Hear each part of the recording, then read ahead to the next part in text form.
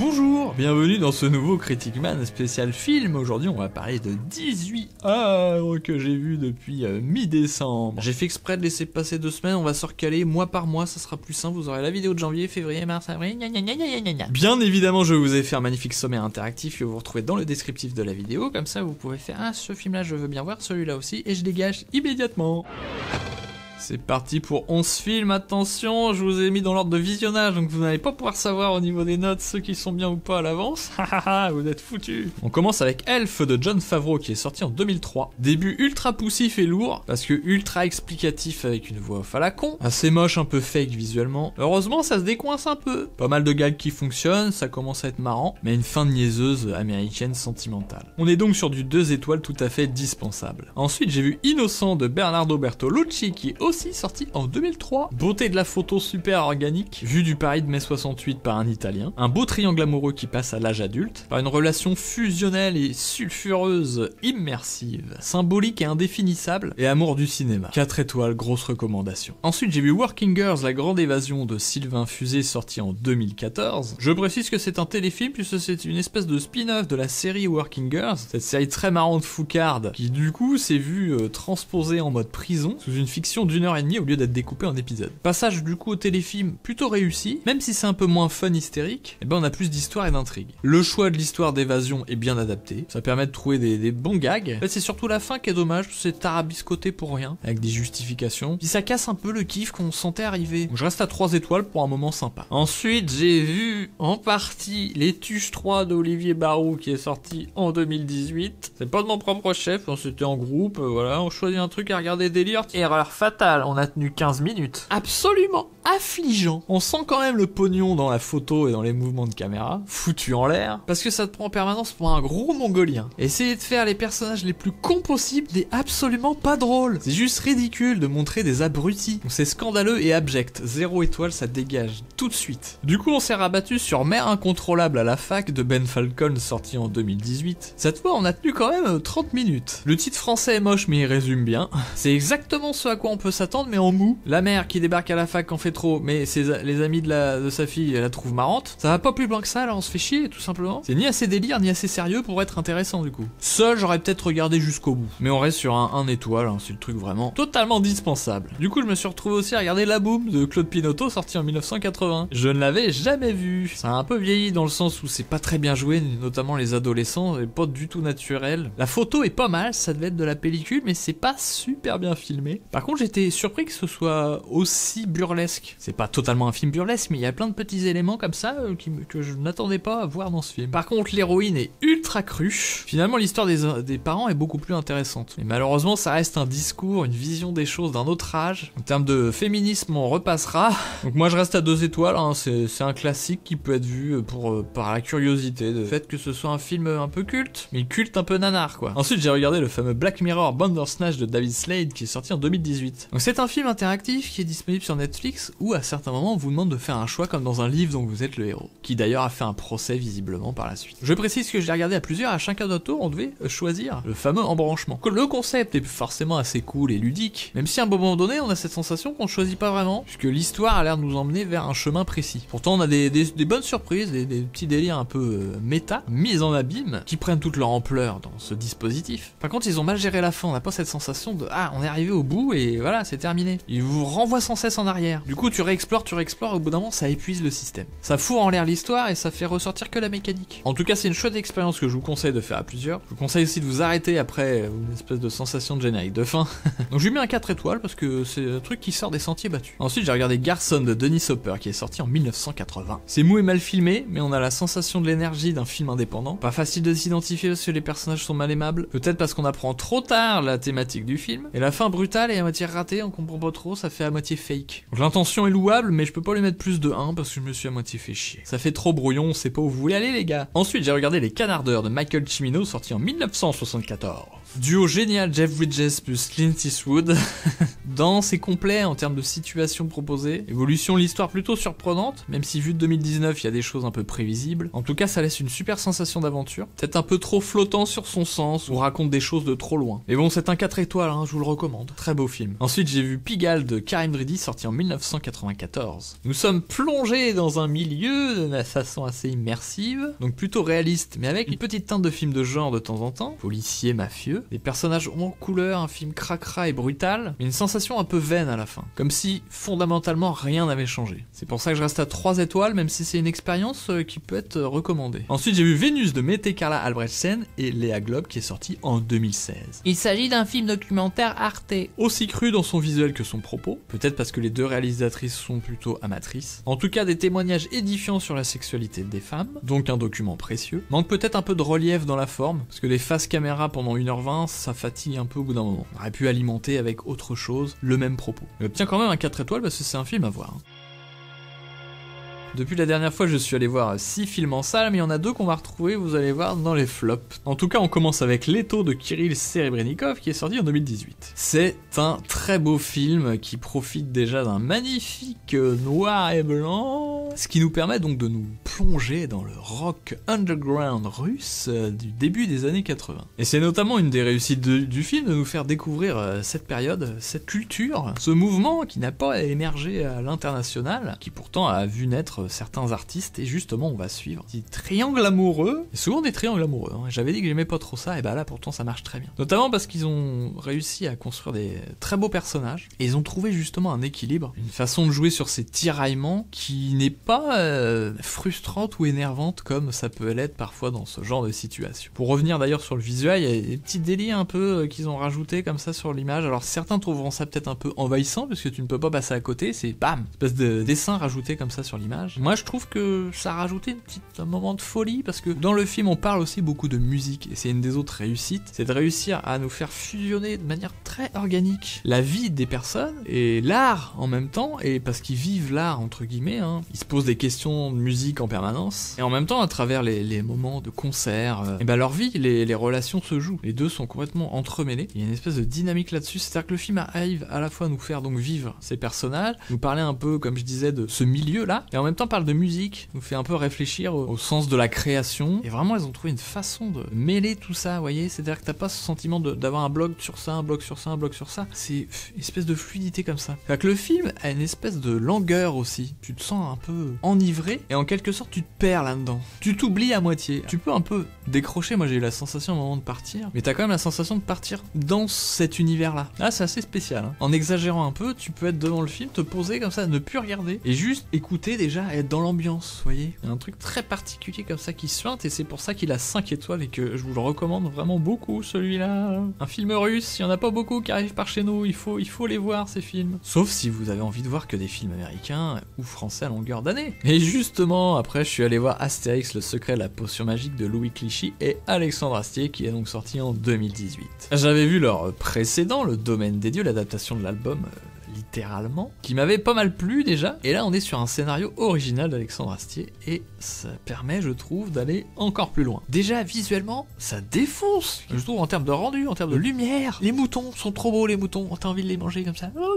Il y a vraiment eu un gap, faudrait comparer avec le précédent, mais j'ai pas le souvenir que c'était aussi foisonnant. D'ailleurs, j'ai l'impression qu'il y a encore plus l'influence notamment de l'animation japonaise là-dedans. Astérix, forcément, il y a un côté cartoon là-dedans, et d'aller un peu plus loin, peut-être dans des postures, vous voyez, du rythme d'animation, et qui est tout à fait bienvenu et qui colle très bien à l'univers d'Astérix. Un petit peu d'ailleurs comme Le Domaine des Dieux, c'est pas hilarant, c'est pas un truc gag, on est plus sur de la comédie, sur des personnages, des situations, et finalement je trouve que c'est plus intéressant, parce que ça fait un film plus intéressant. Il y a beaucoup de personnages, très foisonnants, presque trop, parce que on les sent bien exister, et du coup on aimerait bien parfois approfondir un peu plus. Et malheureusement l'animation ça coûte cher, donc ça dure 1h25, vous voyez le film, donc ils sont t'es obligé de ramasser parce que chaque minute que tu fais en plus, elle te coûte très très cher. Tu peux pas te dire, bon bah j'ai telle histoire, on la raconte, puis on verra à combien ça fait. Non, en gros, il faut décider le nombre de minutes avant. Donc obligé de faire des coupes. J'ai la sensation qu'on les sent un peu plus, ces coupes sur les personnages. Mais en tout cas, un des critères, je trouve les plus importants, c'est comment tu vis le film après l'avoir vu. Justement pour mesurer cette réussite. C'est-à-dire que moi, pendant 2-3 jours, je ressentais encore cette espèce de chaleur, d'émotion, d'aventure. Elle était encore là, elle a continué à m'accompagner. Peut-être parce qu'ils sont allés assez loin dans le délire,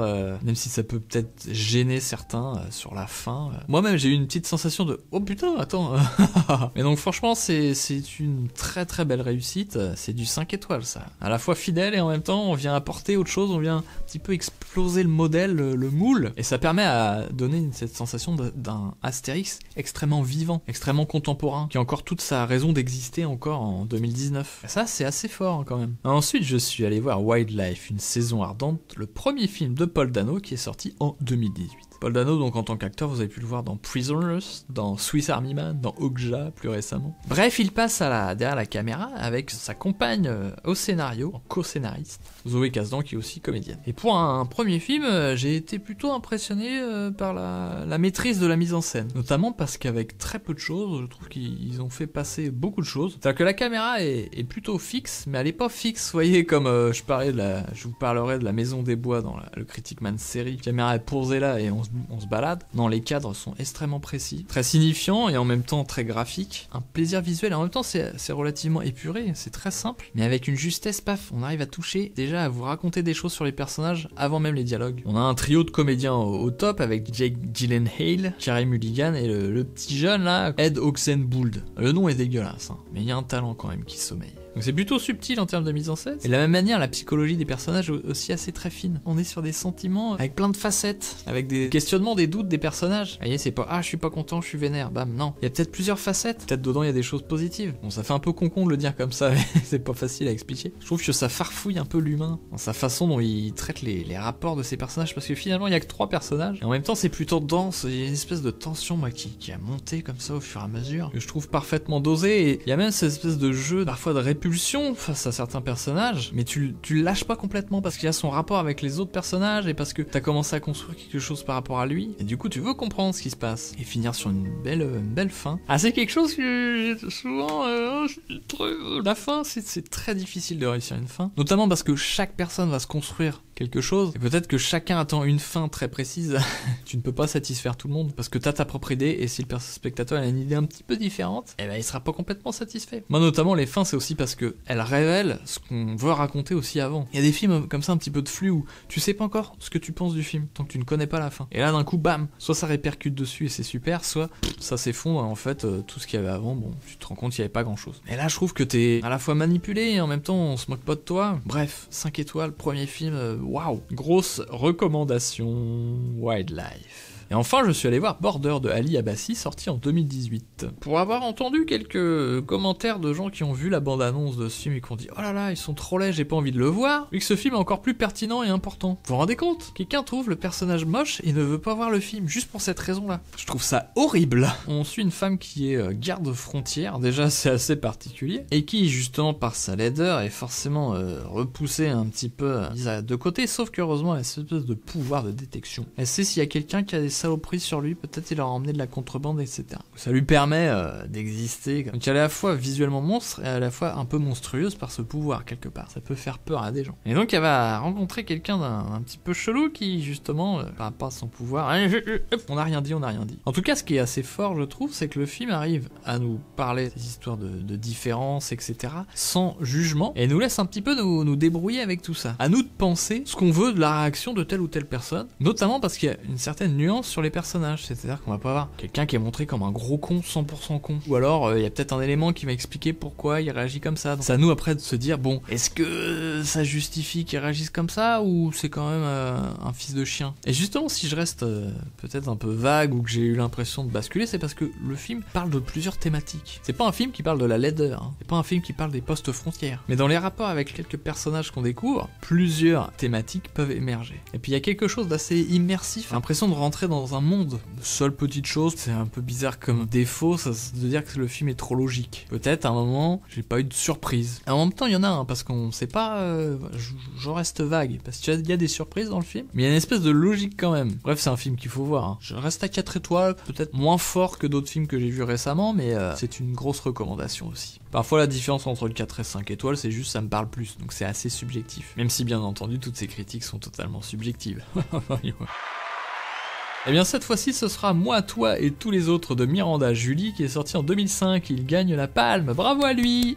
Déjà parce que c'est un film qui nous propose un univers fourmillant d'idées. Et ça, vous savez, ça me fait plaisir les idées. On sent quelqu'un qui a noté plein de choses dans son cahier pendant des années et bah, des petites trouvailles visuelles, des petites trouvailles dans la vie du personnage. En tout cas, ça nous permet déjà, paf, d'arriver dans un univers qui a une forte personnalité. Et en plus de ça, le film réussit à un espèce de mélange des genres. Entre comédie et drame, on a une sensation assez étrange que ça peut basculer à tout moment, mais sur peut-être quelque chose de très glauque, alors qu'en apparence, on est plus proche de la comédie avec même des instants marrants, carrément comiques. C'est chouette ce tiraillement parce que ça te maintient toi en permanence en espèce de vigilance, en tout cas d'intérêt, de questionnement. Je trouve aussi que c'est filmé plutôt avec justesse. Si vous avez l'utilisation d'un long travelling ou je sais pas quoi, à chaque fois c'est justifié. Après mon petit bémol, ça serait peut-être sur le personnage masculin qui est moins développé ou que je trouve moins intéressant que le personnage féminin et du coup ça fait une espèce de petit déséquilibre. Il lui manque peut-être une facette supplémentaire. Il apparaît trop largué, et, entre guillemets limité, et on se dit pourquoi est-ce qu'elle le choisit lui? Un petit peu. Même si ça fonctionne pas mal, quand ils sont en présence, il y a quand même quelque chose. Au passage, la musique est de Michael Andrews, le mec